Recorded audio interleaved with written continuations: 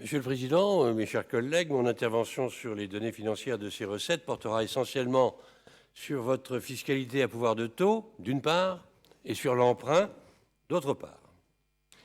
Sur la fiscalité à pouvoir de taux, mon collègue Penel vous a rappelé notre opposition résolue à la philosophie générale de votre politique en la matière. Vous imposez en effet une taxation très forte reposant exclusivement sur les automobilistes. Ils subissent ainsi plus de 160 millions, il l'a rappelé tout à l'heure, 160 millions d'euros de taxes de votre part, à croire que vous n'avez absolument rien retenu de la crise des Gilets jaunes. Rappelons que derrière ces automobilistes, c'est avant tout la Bretagne des oubliés que vous frappez. C'est la Bretagne des ruraux, la Bretagne des familles, la Bretagne des classes populaires, celle des travailleurs pauvres. Et en réalité, votre politique, vous le savez bien, Monsieur le Président, sur ce point constitue une véritable injustice sociale.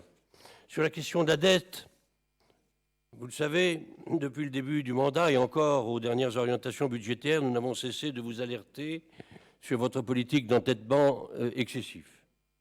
Nous atteignons dans ce budget primitif un record.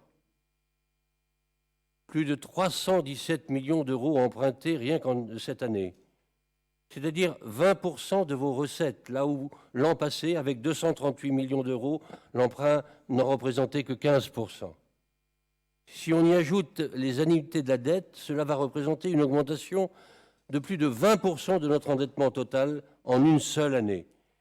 Et d'ici à 2024, c'est une augmentation de 67% de la dette qui se profile. Alors je veux bien entendre que l'environnement financier actuel pousse à l'emprunt, mais il me semble qu'il ne faut pas trop en abuser. Et une autorisation d'emprunt à 20% du montant du budget, Monsieur le Président, c'est trop.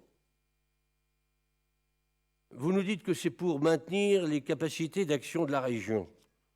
Nous pourrions évidemment très bien l'entendre.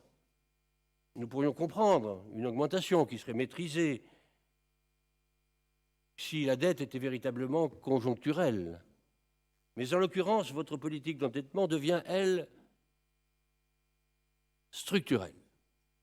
Un endettement structurel en hausse, non seulement constante depuis le début du mandat, mais aussi de plus en plus rapide.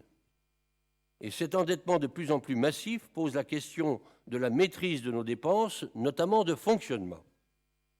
Et il est très contestable de voir que c'est à l'heure où vous augmentez le plus sensiblement les emprunts de notre collectivité que vous décidez de desserrer la maîtrise de nos dépenses de fonctionnement.